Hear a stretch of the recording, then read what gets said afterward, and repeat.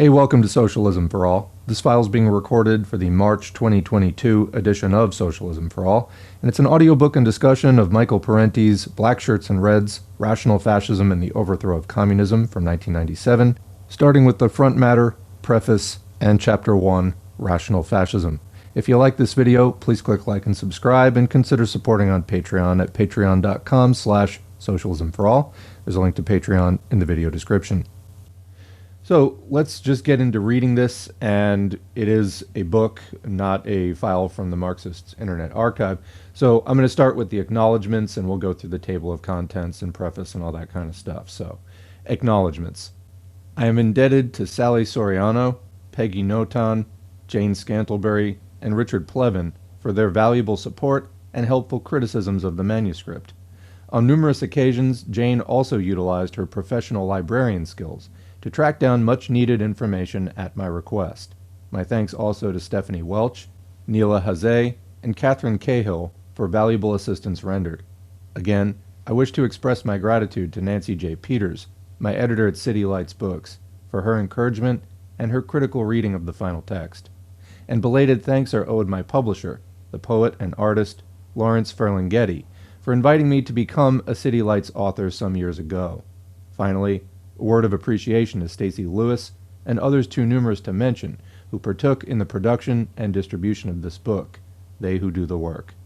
The book is dedicated to the Reds and others, nameless heroes many, who resisted yesterday's Blackshirts and who continue to fight today's ruthless corporate stuffed shirts, and to the memory of Sean Gervasi and Max Gundy, valued friends and warriors for social justice.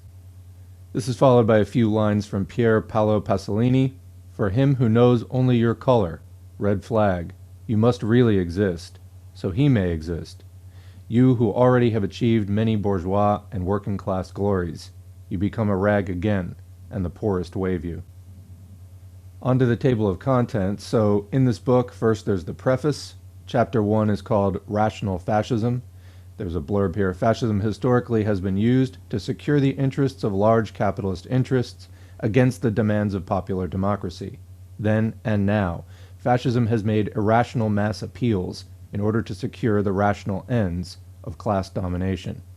There are subsections: Plutocrats choose Autocrats, whom did the fascists support, Kudos for Adolph and Benito, the rational use of irrational ideology, Patriarchy and Pseudo-Revolution, and friendly to fascism.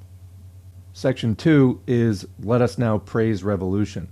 Revolutions are democratic developments that expand the freedoms of people who enjoyed no freedom under oppressive pre-revolutionary regimes. Revolutions are a mass empowerment against the forces of exploitative privilege. They bring a dramatic reduction in political and economic oppression. Then there are subsections: the costs of counter-revolution, presumptions of power, whose violence, free market for the few, the freedom of revolution, and what measure of pain. The third section is left anti-communism. Like conservatives and reactionaries, most of the U.S. left greeted communism in the Soviet Union and Eastern Europe with fear and loathing, and with idealized expectations that took no account of Western encirclement and the survival necessities of socialism under siege. There are subsections: genuflection to orthodoxy, pure socialism versus siege socialism, and decentralization versus survival. Fourth section is Communism in Wonderland, the internal irrationalities and weaknesses of past communist economies and the systemic reasons why productivity stagnated and reforms were so difficult to effect. Subsections are Rewarding Inefficiency, Nobody Minding the Store, Wanting It All, Reactionism to the Surface, and Romanticizing Capitalism. Section 5 is Stalin's Fingers. Newly published documentation on the Gulag reveals a somewhat different picture of the repressive nature of communist systems, both in the past and in recent times. The historic accomplishments in economic development within communist countries represented a positive gain in the lives of hundreds of millions. Subsections are How Many Victims, Where Did the Gulag Go, and Memories of Maldevelopment. Section 6 is The Free Market Paradise Goes East, Part 1. Repression by conservative forces in the former communist states in the name of, quote, democratic reform.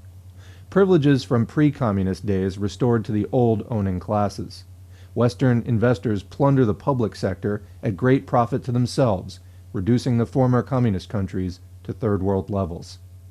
Subsections are suppression of the left, one-way democracy, must we adore Václav Havel, and colonizing the East. Seventh section is the free market paradise goes east part 2. The emergence of free market rapacity and growing inequality, widespread crime, social maladies and victimization, especially of women, children, the elderly, and the poor. The third worldization and cultural decay of formerly collectivist societies. Subsections are for vipers and bloodsuckers, shock therapy for the many, crime and corruption, cultural decay, women and children last, and we didn't realize what we had. Section 8 is the end of Marxism, ?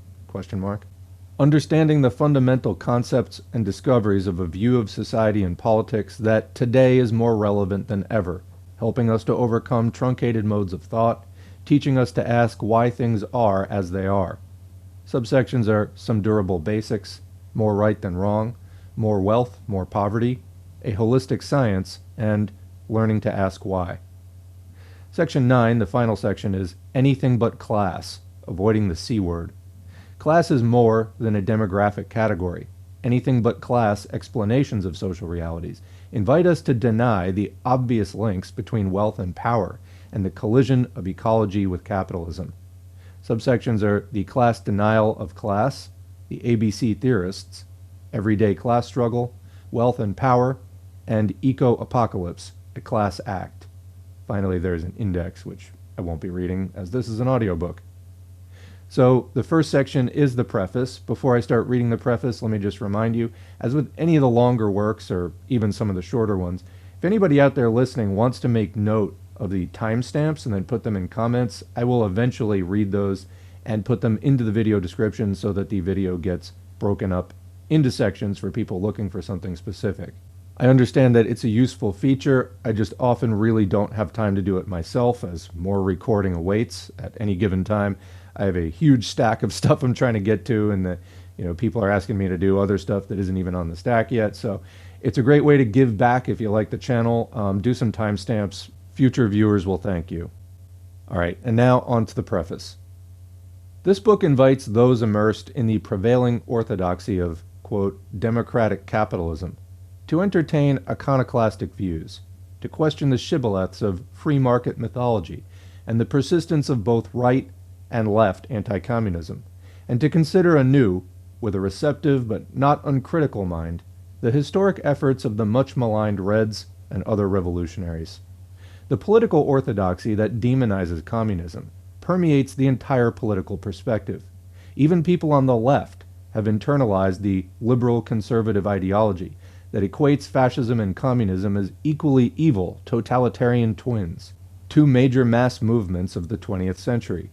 This book attempts to show the enormous differences between fascism and communism, both past and present, both in theory and practice, especially in regard to questions of social equality, private capital accumulation, and class interest. The orthodox mythology would also have us believe that the Western democracies, with the United States leading the way, remember, this is 1997. If you think things are bad now, try going back to the late 90s and arguing for socialism. It was extraordinarily just not ripe, fertile conditions for that. The United States still just culturally was popular, and this was pre-9/11 and the war on terror and everything like that. The United States was still kind of enjoying that peak of international goodwill, such as it was. Continuing.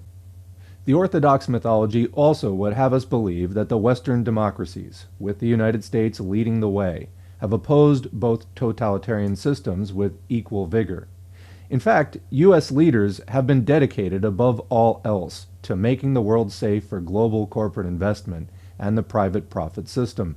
Pursuant of this goal, they have used fascism to protect capitalism, while claiming to be saving democracy from communism. In the pages ahead, I discuss how capitalism propagates and profits from fascism, the value of revolution in the advancement of the human condition, the causes and effects of the destruction of communism, the continuing relevance of Marxism in class analysis, and the heartless nature of corporate class power. Over a century ago, in his great work, Les Miserables, Victor Hugo asked, "Will the future arrive?" He was thinking of a future of social justice, free from the, quote, terrible shadows of oppression imposed by the few upon the great mass of humankind. Of late, some scribes have announced the end of history, quote unquote. With the overthrow of communism, the monumental struggle between alternative systems has ended, they say. Capitalism's victory is total. No great transformations are in the offing. The global free market is here to stay. What you see is what you're going to get, now and always. This time, the class struggle is definitely over. So Hugo's question is answered. The future has indeed arrived, though not the one he had hoped for. This intellectually anemic end-of-history theory was hailed as a brilliant exegesis interpretation, and accorded a generous reception by commentators and reviewers of the corporate-controlled media. It served the official worldview perfectly well, saying what the higher circles had been telling us for generations, that the struggle between classes is not an everyday reality, but an outdated notion, that an untrammeled capitalism is here to stay, now and forever, that the future belongs to those who control the present. But the question we really should be asking is, do we have a future at all? More than ever, with the planet itself at stake, it becomes necessary to impose a reality check on those who would plunder our limited ecological resources in the pursuit of limitless profits, those who would squander away our birthright and extinguish our liberties in their uncompromising pursuit of self-gain. History teaches us that all ruling elites try to portray themselves as the natural and durable social order, even ones that are in serious crisis, that threaten to devour their environmental base in order to continually recreate their hierarchical structure of power and privilege. And all ruling elites are scornful and intolerant of alternative viewpoints. Truth is an uncomfortable venue for those who pretend to serve our society while in fact serving only themselves at our expense. I hope this effort will chip away at the big lie. The truth may not set us free as the Bible claims, but it is an important first step in that direction. Michael Parenti. Chapter 1. Rational Fascism. While walking through New York's Little Italy, I passed a novelty shop that displayed posters and t-shirts of Benito Mussolini giving the fascist salute. When I entered the shop and asked the clerk why such items were being offered, he replied, "Well, some people like them, and you know, maybe we need someone like Mussolini in this country." His comment was a reminder that fascism survives as something more than a historical curiosity. Worse than posters or t-shirts are the works by various writers bent on explaining Hitler, or re-evaluating Franco, or in other ways sanitizing fascist history. In Italy, during the 1970s, there emerged a veritable cottage industry of books and articles claiming that Mussolini not only made the trains run on time, but also made Italy work well. All these publications, along with many conventional academic studies, have one thing in common. They say little, if anything, about the class policies of fascist Italy and Nazi Germany. How did these regimes deal with social services, taxes, business, and the conditions of labor? For whose benefit and at whose expense? Most of the literature on fascism and Nazism does not tell us. Plutocrats choose autocrats. Let us begin with a look at fascism's founder. Born in 1883, the son of a blacksmith, Benito Mussolini's early manhood was marked by street brawls, arrests, jailings, and violent radical political activities. Before World War I, Mussolini was a socialist, a brilliant organizer, agitator, and gifted journalist. He became editor of the Socialist Party's official newspaper. Yet many of his comrades suspected him of being less interested in advancing socialism than in advancing himself. Indeed, when the Italian upper class tempted him with recognition, financial support, and the promise of power, he did not hesitate to switch sides. By the end of World War I, Mussolini the socialist, who had organized strikes for workers and peasants, had become Mussolini the fascist, who broke strikes on behalf of financiers and landowners. Using the huge sums he received from wealthy interests, he projected himself onto the national scene as the acknowledged leader of I Fasci di Combattimento, a movement composed of black-shirted ex-army officers and sundry toughs who were guided by no clear political doctrine other than a militaristic patriotism and conservative dislike for anything associated with socialism and organized labor. The fascist Blackshirts spent their time attacking trade unionists, socialists, communists, and farm cooperatives.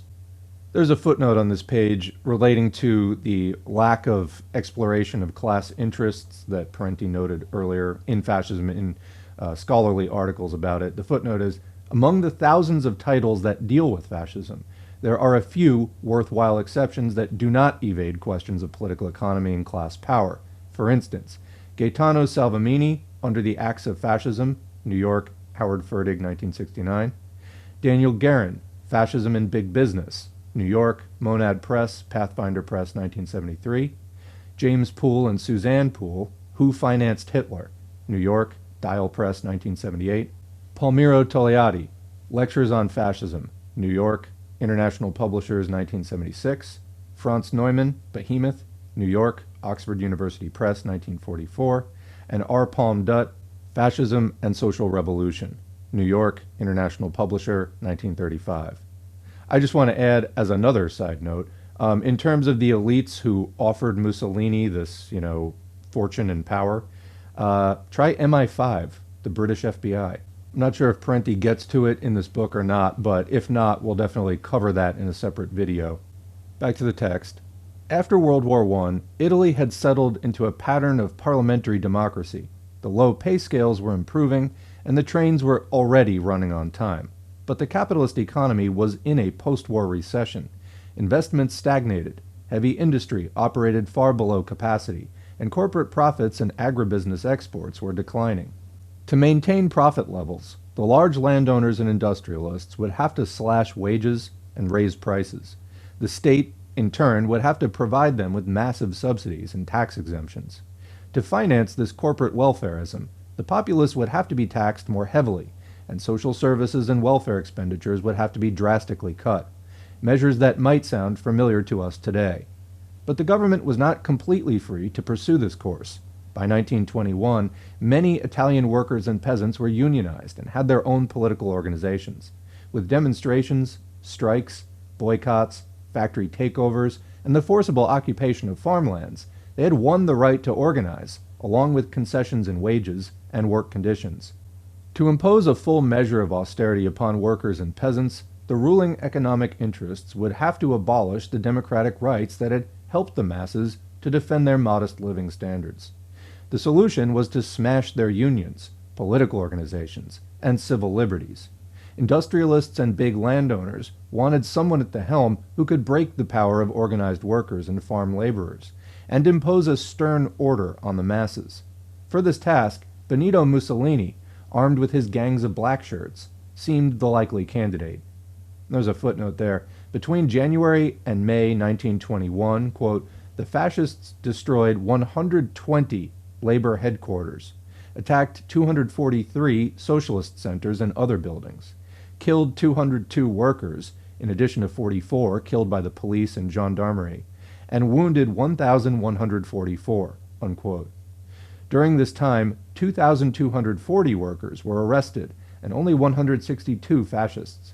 In the 1921-22 period, up to Mussolini's seizure of state power, quote, 500 labor halls and cooperative stores were burned, and 900 socialist municipalities were dissolved. That's quoting from Dutt's Fascism and Social Revolution, page 124. On to the text. In 1922, the Federazione Industriale, composed of the leaders of industry, along with representatives from the banking and agribusiness associations, met with Mussolini to plan the March on Rome, contributing 20 million lire to the undertaking. With the additional backing of Italy's top military officers and police chiefs, the fascist, quote, revolution, really a coup d'etat, took place.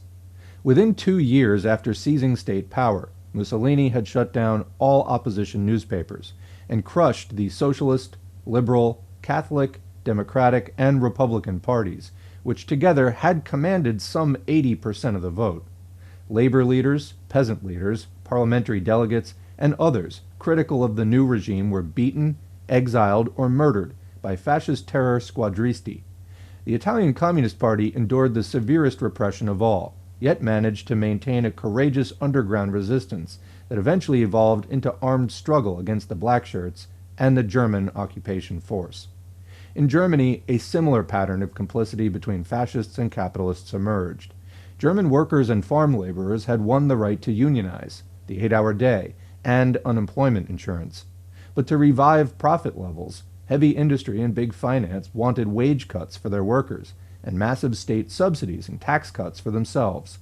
During the 1920s, the Nazi Sturmabteilung, or SA, the brown-shirted stormtroopers, subsidized by business, were used mostly as an anti-labor paramilitary force, whose function was to terrorize workers and farm laborers.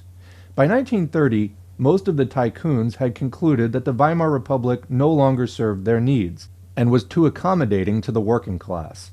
They greatly increased their subsidies to Hitler, propelling the Nazi Party onto the national stage. Business tycoons supplied the Nazis with generous funds for fleets of motor cars and loudspeakers to saturate the cities and villages of Germany, along with funds for Nazi Party organizations, youth groups, and paramilitary forces. In the July 1932 campaign, Hitler had sufficient funds to fly to 50 cities in the last 2 weeks alone. In that same campaign, the Nazis received 37.3% of the vote, the highest they ever won in a democratic national election. They never had a majority of the people on their side. To the extent that they had any kind of reliable base, it generally was among the more affluent members of society. In addition, elements of the petty bourgeoisie and many lumpen proletariats served as strong-arm party thugs, organized into the SA stormtroopers. But the great majority of the organized working class supported the communists, or social democrats, to the very end. In the December 1932 election, 3 candidates ran for president. The conservative incumbent Field Marshal von Hindenburg, the Nazi candidate Adolf Hitler, and the Communist Party candidate Ernst Thälmann. In his campaign, Thälmann argued that a vote for Hindenburg amounted to a vote for Hitler, and that Hitler would lead Germany into war. The bourgeois press, including the Social Democrats, denounced this view as, quote, Moscow-inspired. Hindenburg was re-elected, while the Nazis dropped approximately 2 million votes in the Reichstag, that's their parliament election, as compared to their peak of over 13.7 million. True to form, the Social Democrat leaders refused the Communist Party's proposal to form an 11th-hour coalition against Nazism. As in many other countries, past and present, so in Germany, the Social Democrats would sooner ally themselves with the reactionary right than make common cause with the Reds. There's a footnote there. Earlier in 1924, Social Democratic officials in the Ministry of Interior used Reichswehr and Freikorps fascist paramilitary troops to attack left-wing demonstrators. Comment, I believe that this was the Hamburg Uprising. It was the second attempt at a communist insurgency in just a few years in post-war Germany. Continuing, they imprisoned 7,000 workers and suppressed Communist Party newspapers. Sources Richard Plant, The Pink Triangle, New York, Henry Holt, 1986. Another comment, the earlier insurgency just after World War I was when the Social Democrat-led government murdered Rosa Luxemburg, William Liebknecht, and other communist leaders. Continuing with the main text. Upon assuming state power, Hitler and his Nazis pursued a politico-economic agenda not unlike Mussolini's. They crushed organized labor and eradicated all elections, opposition parties, and independent publications. Hundreds of thousands of opponents were imprisoned, tortured, or murdered. In Germany, as in Italy, the communists endured the severest political repression of all groups. Here were two peoples, the Italians and Germans, with different histories, cultures, and languages, and supposedly different temperaments, who ended up with the same repressive solutions because of the compelling similarities of economic power and class conflict that prevailed in their respective countries. In such diverse countries as Lithuania, Croatia, Romania, Hungary, and Spain, a similar fascist pattern emerged to do its utmost to save big capital from the impositions of democracy. There's a footnote there. This is not to gainsay that cultural differences can lead to important variations. Consider, for instance, the horrific role played by anti-Semitism in Nazi Germany as compared to fascist Italy. Whom did the fascists support? There is a vast literature on who supported the Nazis, but relatively little on whom the Nazis supported after they came to power. This is in keeping with the tendency of conventional scholarship to avoid the entire subject of capitalism whenever something unfavorable might be said about it. Whose interests did Mussolini and Hitler support? In both Italy in the 1920s and Germany in the 1930s, old industrial evils, thought to have passed permanently into history, re-emerged as the conditions of labor deteriorated precipitously. In the name of saving society from the Red Menace, unions and strikes were outlawed. Union property and farm cooperatives were confiscated and handed over to rich private owners. Minimum wage laws, overtime pay, and factory safety regulations were abolished. Speed-ups became commonplace. Dismissals or imprisonment awaited those workers who complained about unsafe or inhumane work conditions. Workers toiled longer hours for less pay. The already modest wages were severely cut, in Germany by 25 to 40%, in Italy by 50%. In Italy, child labor was reintroduced. Quick comment there, this reminds me a lot of what has been happening with the Tea Party, now mostly just known as MAGA, since 2008, and especially their rise to prominence in 2010. And of course, mostly, aside from, some somewhat snarky rhetoric, the Democrats stand by and watch it happen without any kind of serious competition going on politically. Continuing, to be sure, a few crumbs were thrown to the populace. There were free concerts and sporting events, some meager social programs, a dole for the unemployed, financed mostly by contributions from working people, and showy public works projects designed to evoke civic pride. Both Mussolini and Hitler showed their gratitude to their big business patrons by privatizing many perfectly solvent state-owned steel mills, power plants, banks, and steamship companies. Both regimes dipped heavily into the public treasury to refloat or subsidize heavy industry. Agribusiness farming was expanded and heavily subsidized. Both states guaranteed a return on the capital invested by giant corporations while assuming most of the risks and losses on investments. Wow, does this sound like too big to fail a little bit? Yeah. As is often the case with reactionary regimes, public capital was raided by private capital. And commenting again, there you have the neoliberal slogan, often identified with libertarians, the most sort of outspoken neoliberals, though you can find it in any of the capitalist parties. Privatize it. The dismantling and privatization of the social safety net, etc., since the late 70s. We've seen that in the United States for sure. Continuing.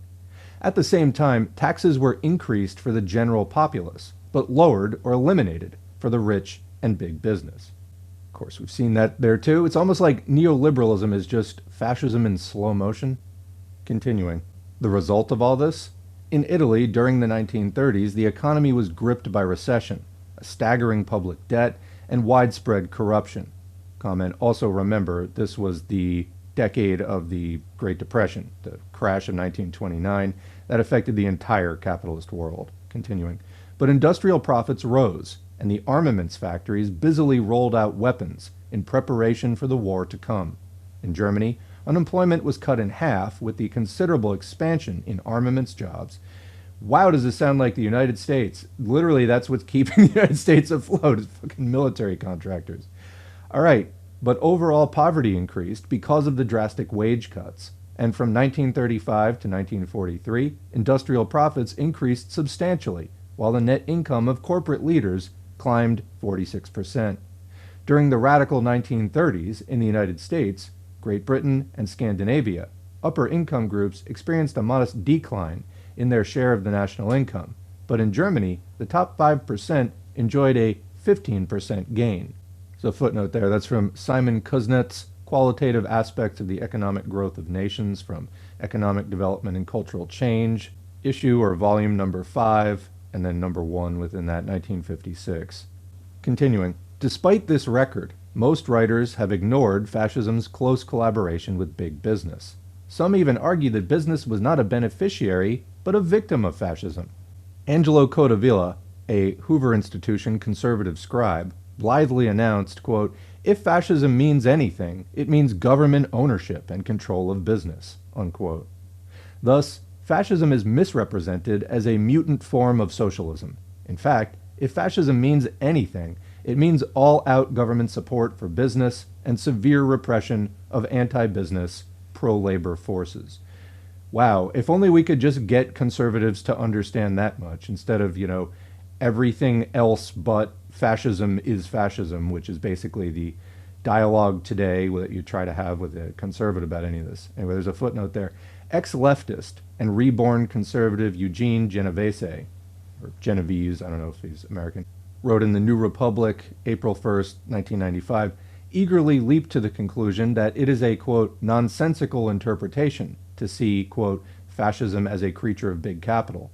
Genovese was applauding Eric Hobsbawm, who argued that the capitalist class was not the primary force behind fascism in Spain. In response, Vicente Navarro, Monthly Review 196 and 496, noted that the, quote, major economic interests of Spain, assisted by at least one Texas oil millionaire and other elements of international capital, did indeed finance Franco's fascist invasion and coup against the Spanish Republic. A crucial source, Navarro writes, was the financial empire of Joan March, founder of the Liberal Party and owner of a liberal newspaper. Considered a modernizer and an alternative to the oligarchic, land-based, reactionary sector of capital, March made common cause with these same oligarchs once he saw that working-class parties were gaining strength and his own economic interests were being affected by the reformist republic. Back to the main text. Is fascism merely a dictatorial force in the service of capitalism?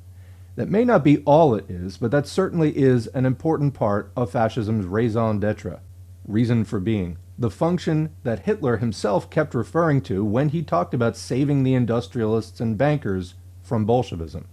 It is a subject that deserves far more attention than it has received. While the fascists might have believed that they were saving the plutocrats from the Reds, in fact, the revolutionary left was never strong enough to take state power in either Italy or Germany. Popular forces, however, were strong enough to cut into profit rates and interfere with the capital accumulation process. This frustrated capitalism's attempts to resolve its internal contradictions by shifting more and more of its costs onto the backs of the working populace. Externalize. Revolution or no revolution, this democratic working class resistance was troublesome to the moneyed interests. Along with serving the capitalists, fascist leaders served themselves, getting in on the money at every opportunity. Their personal greed and their class loyalties were two sides of the same coin. Mussolini and his cohorts lived lavishly, cavorting within the higher circles of wealth and aristocracy. Nazi officials and SS commanders amassed personal fortunes by plundering conquered territories and stealing from concentration camp inmates and other political victims. Huge amounts were made from secretly owned, well-connected businesses and from contracting out camp slave labor to industrial firms like IG Farben and Krupp. Hitler is usually portrayed as an ideological fanatic, uninterested in crass material things. In fact, he accumulated an immense fortune, much of it in questionable ways. He expropriated artworks from the public domain. He stole enormous sums from Nazi party coffers. He invented a new concept, the, quote, personality right, that enabled him to charge a small fee for every postage stamp with his picture on it, a venture that made him hundreds of millions of marks. So footnote there. There was already a stamp of von Hindenburg to honor his presidency.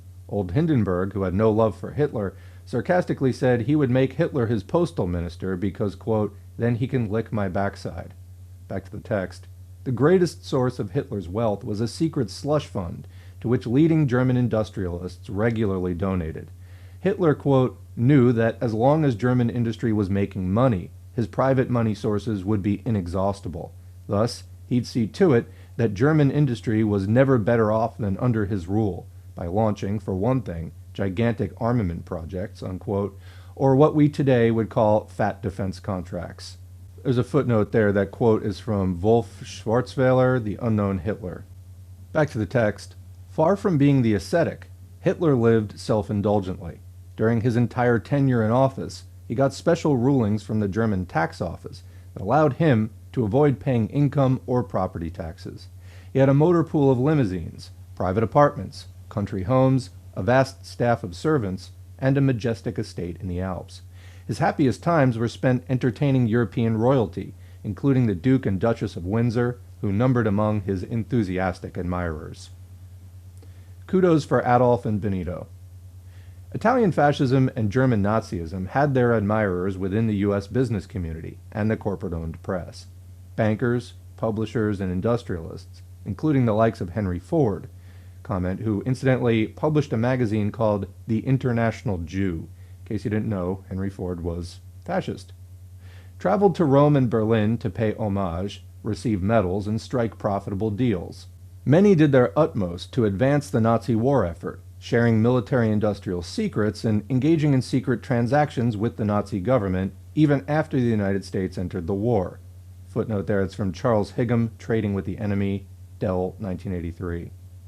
During the 1920s and early 1930s, major publications like Fortune, The Wall Street Journal, Saturday Evening Post, New York Times, Chicago Tribune, and Christian Science Monitor hailed Mussolini as the man who rescued Italy from anarchy and radicalism. They spun rhapsodic fantasies of a resurrected Italy where poverty and exploitation had suddenly disappeared, where Reds had been vanquished, harmony reigned, and Blackshirts protected a, quote, new democracy. The Italian-language press in the United States eagerly joined the chorus. The two most influential newspapers, L'Italia of San Francisco, financed largely by A.P. Giannini's Bank of America, and Il Progresso of New York, owned by multimillionaire Generoso Pope, looked favorably on the fascist regime and suggested that the United States could benefit from a similar social order. Comment there, if you're interested in a truly American take on all that, 1935 Sinclair Lewis's It Can't Happen Here is a fiction. It's, like imagining if a fascist leader like Hitler or Mussolini came to power in the U.S., what would it look like? And Lewis just does a fantastic job of making a really entertaining, also really alarming read. Continuing. Some dissenters refused to join the "We Adore Benito" chorus. The Nation reminded its readers that Mussolini was not saving democracy, but destroying it.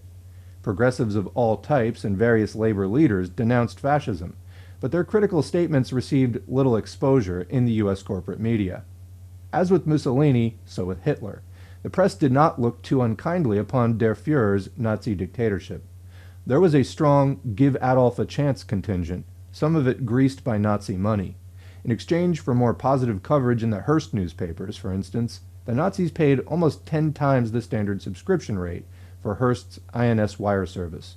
In return, William Randolph Hearst instructed his correspondents in Germany to file friendly reports about Hitler's regime. Those who refused were transferred or fired.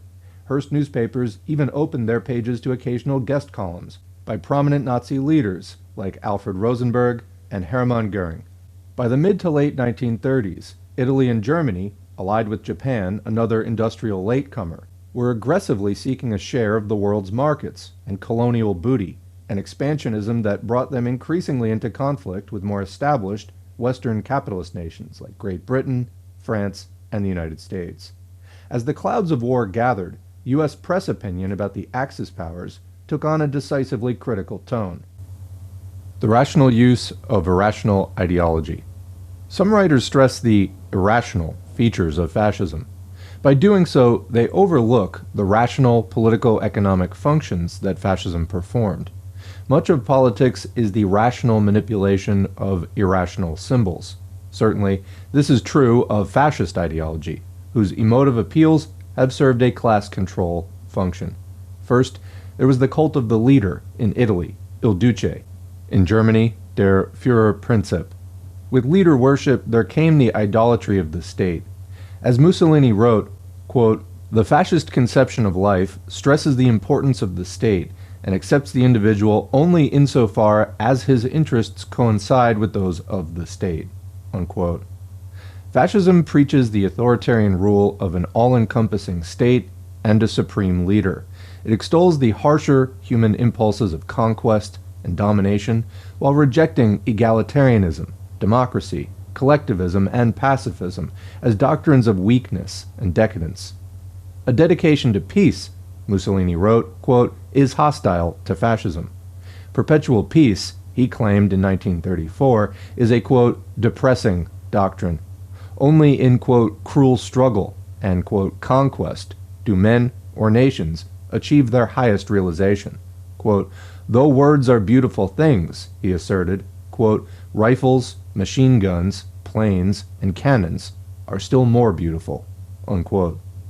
And on another occasion he wrote, quote, war alone puts the stamp of nobility upon the peoples who have the courage to meet it, unquote.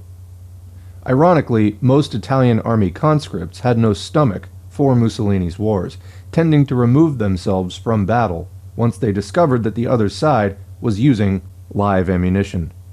Fascist doctrine stresses monistic values: ein Volk, ein Reich, ein Führer, one people, one rule, one leader. The people are no longer to be concerned with class divisions, but must see themselves as part of a harmonious whole, rich and poor as one, a view that supports the economic status quo by cloaking the ongoing system of class exploitation. This is in contrast to a left agenda that advocates the articulation of popular demands and a sharpened awareness of social injustice and class struggle. This monism is buttressed by atavistic appeals to the mythical roots of the people. For Mussolini, it was the grandeur that was Rome. For Hitler, the ancient folk. A play written by a pro-Nazi, Hans Jost, entitled Schlageter, and performed widely throughout Germany soon after the Nazis seized power. Hitler attended the opening night in Berlin, pits folk mysticism against class politics. The enthusiastic August is talking to his father, Schneider. August, you won't believe it, Papa, but the young people don't pay much attention to these old slogans anymore. The class struggle is dying out. Schneider, so, and what do you have then? August, the folk community. And that's a slogan? No, it's an experience.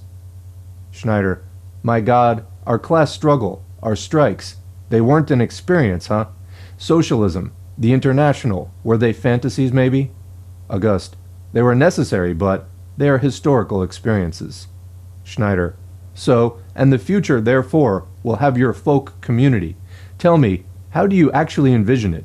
Poor, rich, healthy, upper, lower, all this ceases with you, huh? August, look, Papa, upper, lower, poor, rich, that always exists. It is only the importance that one places on that question that's decisive. To us, life is not chopped up into working hours and furnished with price charts. Really, life is not chopped up into working hours, because I think that's actually most people's experience. Rather, we believe in human existence as a whole. None of us regards making money as the most important thing. We want to serve, okay? Yeah, this is the ideology of contented slaves. The individual is a corpuscle in the bloodstream of his people, unquote. The son's comments are revealing. The class struggle is dying out. Papa's concern about the abuses of class power and class injustice is facilely dismissed as just a frame of mind with no objective reality. It is even falsely equated with a crass concern for money. Quote, none of us regard making money as important. Presumably, matters of wealth are to be left to those who have it. We have something better, August is saying, a totalistic, monistic experience as a people, all of us, rich and poor, working together for some greater glory. Conveniently overlooked is how the glorious sacrifices are borne by the poor for the benefit of the rich. The position enunciated in that play and in other Nazi propaganda does not reveal an indifference to class. Quite the contrary, it represents a keen awareness of class interests, a well-engineered effort to mask and mute the strong class consciousness that existed among workers in Germany. In the crafty denial, we often find the hidden admission. Comment, and you can, of course, hear average working people echoing these same sentiments to this day. Patriarchy and Pseudo-Revolution. Fascism's national chauvinism, racism, sexism, and patriarchal values also served a conservative class interest. Fascist doctrine, especially the Nazi variety, makes an explicit commitment to racial supremacy. Human attributes, including class status, are said to be inherited through blood. One's position in the social structure is taken as a measure of one's innate nature. Genetics and biology are marshaled to justify the existing class structure. not unlike what academic racists today are doing with their bell curve theories and warmed-over eugenics claptrap. Along with race and class inequality, fascism supports homophobia and sexual inequality. Among Nazism's earliest victims were a group of Nazi homosexuals, leaders of the SA stormtroopers. When complaints about the openly homosexual behavior of SA leader Ernst Röhm and some of his brown-shirted stormtroopers continued to reach Hitler after he seized power, he issued an official statement contending that the issue belonged, quote, purely to the private domain, and that an SA officer's, quote, private life cannot be an object of scrutiny unless it conflicts with the basic principles of National Socialist ideology, unquote. The paramilitary SA had been used to win the battle of the streets against trade unionists and Reds. The stormtroopers acted as a pseudo-revolutionary force that appealed to mass grievances with a rhetorical condemnation of finance capital. But when SA membership skyrocketed to 3 million in 1933, this was too discomforting to the industrial barons and military patricians. SA street brawlers who denounced bourgeois decadence and called for sharing the wealth and completing the, quote, Nazi revolution would have to be dealt with. Having used the SA to take state power, Hitler then used the state to neutralize the SA. Now, suddenly, Röhm's homosexuality did conflict with National Socialist ideology. In truth, the SA had to be decapitated not because its leaders were homosexual, though that was the reason given, but because it threatened to turn into a serious problem. Röhm and about 300 other SA members were executed, not all of whom were gay. Among the victims was veteran Nazi propagandist Gregor Strasser, who was suspected of leftist leanings. Of course, many Nazis were virulently homophobic. One of the most powerful of all, SS leader Heinrich Himmler, saw homosexuals as a threat to German manhood and the moral fiber of Teutonic peoples, for a, quote, homosexual sissy would not procreate or make a good soldier. Himmler's homophobia and sexism came together when he announced, quote, if a man just looks at a girl in America, he can be forced to marry her or pay damages. Therefore, men protect themselves in the USA by turning to homosexuals. That is different.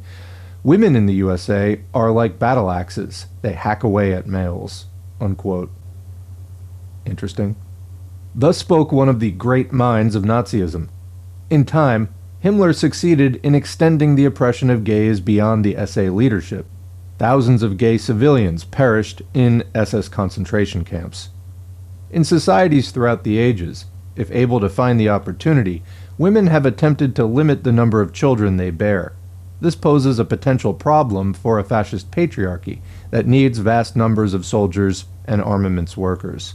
Women are less able to assert their procreative rights if kept subservient and dependent. So fascist ideology extolled patriarchal authority. Every man must be a husband, a father, and a soldier, Il Duce said. Woman's greatest calling was to cultivate her domestic virtues, devotedly tending to the needs of her family, while bearing as many offspring for the state as she could. Patriarchal ideology was linked to a conservative class ideology that saw all forms of social equality as a threat to hierarchical control and privilege. The patriarchy buttressed the plutocracy. If women get out of line, what will happen to the family? And if the family goes, the entire social structure is threatened. What will then happen to the state and to the dominant class's authority, privileges, and wealth? The fascists were big on what today is called family values, though most of the top Nazi leaders could hardly be described as devoted family men. Comment, just like most of the conservatives of today, the hypocrisy is virtually limitless.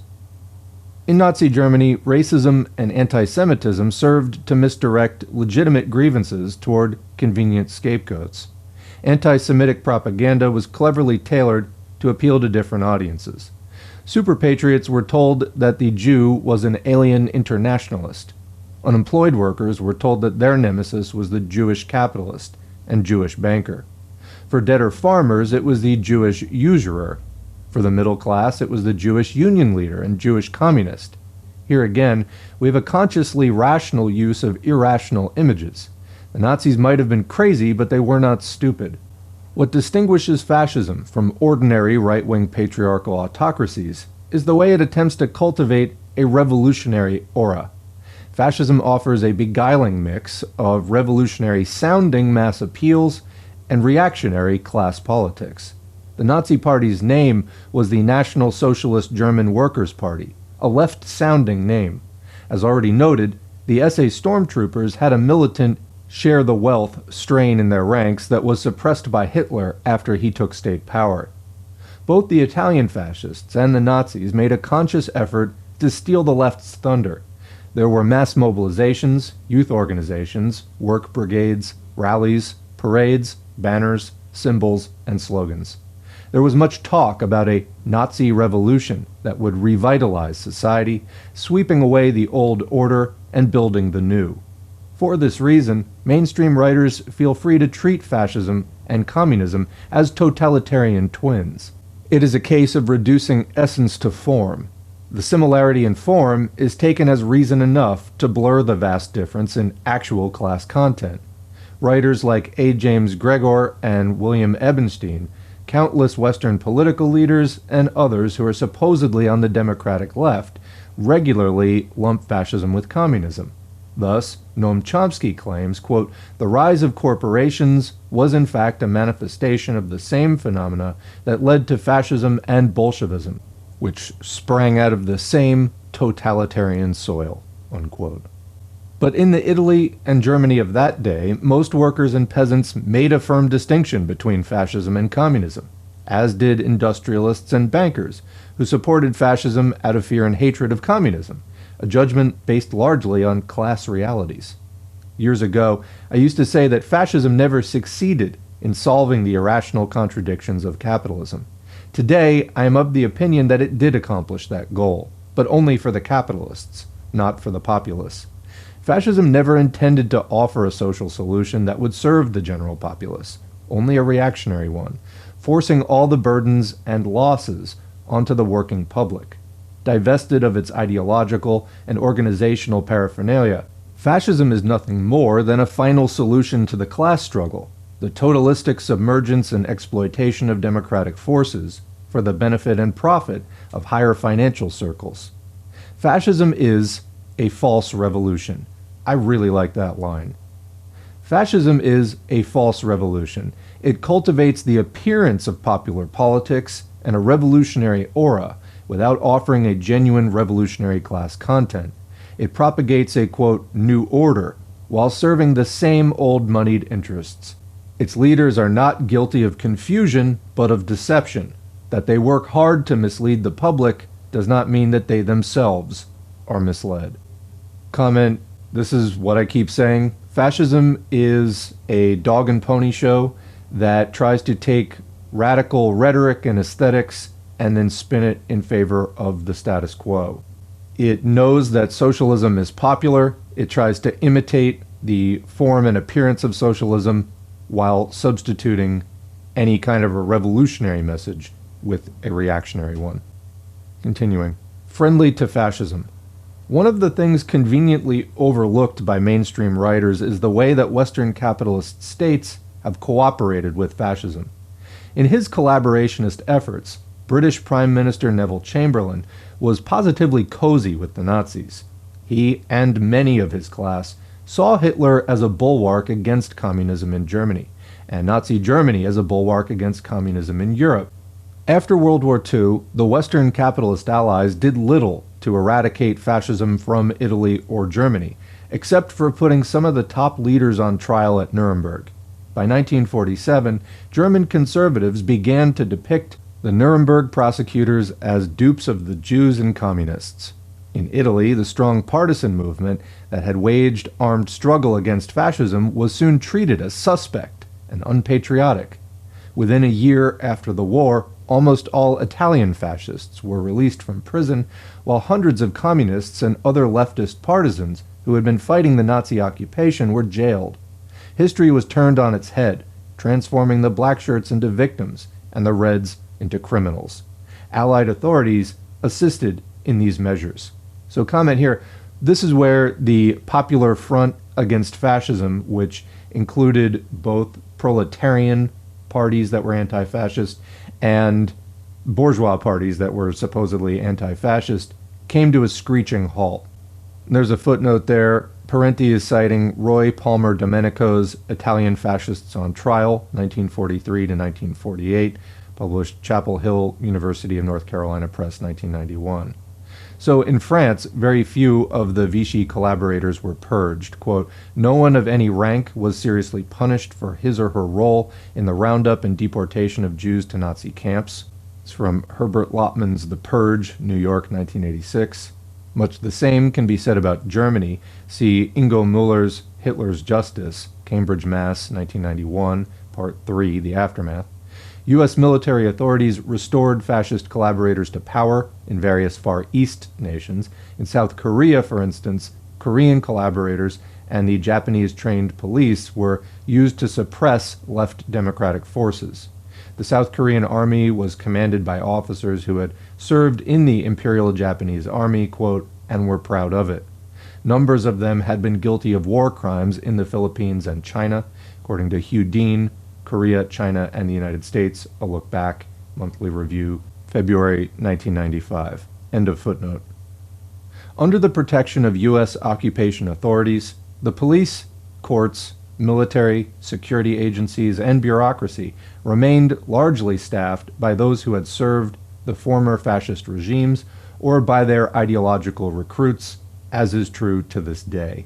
The perpetrators of the Holocaust murdered 6 million Jews, 500,000 gypsies, thousands of homosexuals, several million Ukrainians, Russians, Poles, and others, and got away with it, in good part because the very people who were supposed to investigate these crimes were themselves complicit. In comparison, when the communists took over in East Germany, they removed some 80% of the judges, teachers, and officials for their Nazi collaboration. They imprisoned thousands, and they executed 600 Nazi Party leaders for war crimes. They would have shot more of the war criminals had not so many fled to the protective embrace of the West. What happened to the U.S. businesses that collaborated with fascism?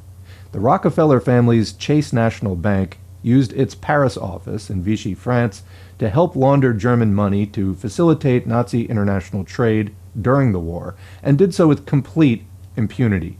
There's a footnote there. After the war, Hermann Abs, head of the Deutsche Bank, and in effect Hitler's paymaster, was hailed by David Rockefeller as, quote, the most important banker of our time, unquote. According to his New York Times obituary, Abs, quote, played a dominant role in West Germany's reconstruction after World War II, unquote. Neither the Times nor Rockefeller said a word about Abs' Nazi connections, his bank's predatory incursions across Nazi-occupied Europe, and his participation as a board member of IG Farben in the use of slave labor at Auschwitz, citing Robert Carl Miller, Portland Free Press, September-October 1994. Back to the text. Corporations like DuPont, Ford, General Motors, and ITT owned factories in enemy countries that produced fuel, tanks, and planes that wreaked havoc on Allied forces. After the war, instead of being prosecuted for treason, ITT collected $27 million from the U.S. government for war damages inflicted on its German plants by Allied bombings. General Motors collected over $33 million. Pilots were given instructions not to hit factories in Germany that were owned by U.S. firms. Thus, Cologne was almost leveled by Allied bombing, but its Ford plant, providing military equipment for the Nazi army, was untouched. Indeed, German civilians began using the plant as an air raid shelter. Footnote, that's from Charles Higgum's Trading with the Enemy, New York, 1983. For decades, U.S. leaders have done their part in keeping Italian fascism alive. From 1945 to 1975, U.S. government agencies gave an estimated $75 million to right-wing organizations in Italy, including some with close ties to the neo-fascist Movimento Sociale Italiano, MSI. In 1975, then Secretary of State Henry Kissinger met with MSI leader Giorgio Almirante in Washington to discuss what, quote, alternatives might be considered should the Italian communists win the elections and take control of the government. Hundreds of Nazi war criminals found a haven in the United States, either living in comfortable anonymity or actively employed by U.S. intelligence agencies during the Cold War, and otherwise enjoying the protection of high-placed individuals. Some of them found their way onto the Republican presidential campaign committees of Richard Nixon, Ronald Reagan, and George Bush. Footnote, one of them, Boleslavs Maikovskis, a Latvian police chief who fled to West Germany to escape Soviet war crimes investigations and then to the United States, was heavily implicated in the Nazi slaughter of over 200 Latvian villagers. He served for a time on a Republican Party subcommittee to re-elect President Nixon, then fled back to Germany to avoid a belated U.S. war crimes investigation, dying at the ripe old age of 92. Per the New York Times, May 8, 1996. Nazi war criminals have been aided by Western intelligence agencies, business interests, the military, and even the Vatican. In October 1944, German paratroop commander Major Walter Raeder slaughtered 1,836 defenseless civilians in a village near Bologna, Italy, as a reprisal against partisan activities. He was released from prison in 1985, after Pope John Paul II, among others, made an appeal on his behalf over the strenuous protests of relatives of the victims. Back to the text. In Italy, from 1969 to 1974, high-ranking elements in Italian military intelligence and civilian intelligence agencies, members of P2, a secret lodge of upper-class reactionaries, pro-fascist Vatican officials, and top military brass, and Gladio, a NATO-inspired anti-communist mercenary force, embarked upon a concerted campaign of terror and sabotage, known as the Strategy of Tension. Other participants included a secret neo-fascist group called the Ordine Nuovo, NATO officials, members of the Carabinieri, mafia bosses, 30 generals, 8 admirals, and influential Freemasons like Licio Gelli, a fascist war criminal recruited by U.S. intelligence in 1944. The terrorism was aided and abetted by the, quote, international security apparatus, including the CIA. In 1995, the CIA refused to cooperate with an Italian parliamentary commission investigating the Strategy of Tension. That's per the Corriere della Sera, April 12, 1995, and May 29, 1995. The terrorist conspirators carried out a series of kidnappings, assassinations, and bombing massacres, Istragi, including the explosion that killed 85 people and injured some 200, many seriously, in the Bologna train station in August 1980. As subsequent judicial investigations concluded, the Strategy of Tension was not a simple product of neo-fascism, but the consequence of a larger campaign conducted by state security forces against the growing popularity of the democratic parliamentary left. The objective was to, quote, combat by any means necessary the electoral gains of the Italian Communist Party, unquote, and to create enough fear and terror in the population so as to undermine the multi-party social democracy and replace it with an authoritarian, quote, presidential republic, or in any case a, quote, stronger and more stable executive, unquote. That's citing La Repubblica, April 9, 1995, and Corriere della Sera, March 27 and 28, 1995, as well as May 29, 1995. In the 1980s, scores of people were murdered in Germany, Belgium, and elsewhere in Western Europe by extreme rightists in the service of state security agencies, citing Z Magazine, March 1990. These acts of terrorism went mostly unreported in the U.S. corporate-owned media. As with the earlier Strategy of Tension in Italy, the attacks were designed to create enough popular fear and uncertainty so as to undermine the existing social democracies. Authorities in these Western European countries and the United States have done little to expose neo-Nazi networks. As the whiffs of fascism develop into an undeniable stench, we are reminded that Hitler's progeny are still with us and that they have dangerous links with each other and within the security agencies of various Western capitalist nations. In Italy, in 1994, the national elections were won by the National Alliance, a broadened version of the neo-fascist MSI, in coalition with the League of Northern Separatists, and Forza Italia, a quasi-fascist movement headed by industrialist and media tycoon Silvio Berlusconi. the National Alliance played on resentments regarding unemployment, taxes, and immigration. It called for a single tax rate for rich and poor alike. Comment Republicans do the same thing in the U.S. today. School vouchers, a stripping away of the social benefits, and the privatization of most services. The Italian neo-fascists were learning from the U.S. reactionaries how to achieve fascism's class goals within the confines of quasi-democratic forms, use an upbeat, Reagan-esque optimism, replace the jackbooted militarists with media-hyped crowd-pleasers, convince people that government is the enemy, especially its social service sector, while strengthening the repressive capacities of the state, instigate racist hostility and antagonisms between the resident population and immigrants, preach the mythical virtues of the free market, and pursue tax and spending measures that redistribute income upward. Conservatives in the Western nations utilize diluted forms of the fascist mass appeal. In the USA, they propagate populist-sounding appeals to the, quote, ordinary middle American, while quietly pressing for measures that serve the interests of the wealthiest individuals and corporations. In 1996, right-wing Speaker of the House of Representatives Newt Gingrich, while proffering a new rollback agenda that would supposedly revitalize all of society, announced, quote, I am a genuine revolutionary. Comment, so Gingrich had introduced the Contract with America, also known as the Contract on America, in 1994 when the Republicans took the House for the first time in a long time. Over 40 years, to be exact. This was known as the Republican Revolution or the Gingrich Revolution. The Contract with America, or again, Contract on America, was a suite of sweeping bills, basically like the New Deal, but in reverse. Continuing the text, whether in Italy, Germany, the United States, or any other country, when the right offers a, quote, new revolution or a new order, it is in the service of the same old moneyed interests, leading down that well-trodden road of reaction and repression that so many third-world countries have been forced to take, the road those at the top want us all to travel. So that's the end of Chapter 1, Rational Fascism.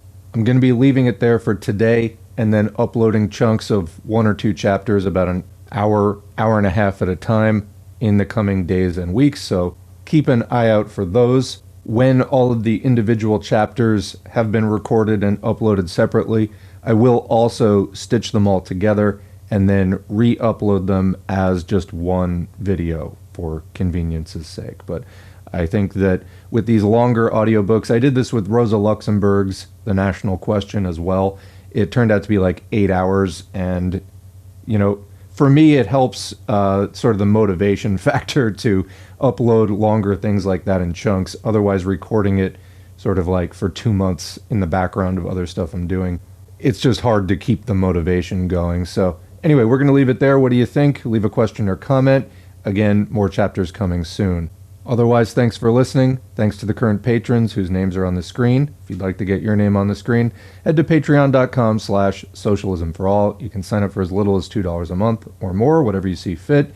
Every donation is encouraging. They're also materially helpful, so I appreciate them all very much. Liking, sharing, subscribing, and commenting, even if it's just thanks or good video, also helps. All that engagement helps to propel the channel and the videos in the YouTube algorithm, helps more people to see this content, helps to expand the conversation about ending capitalism and building socialism.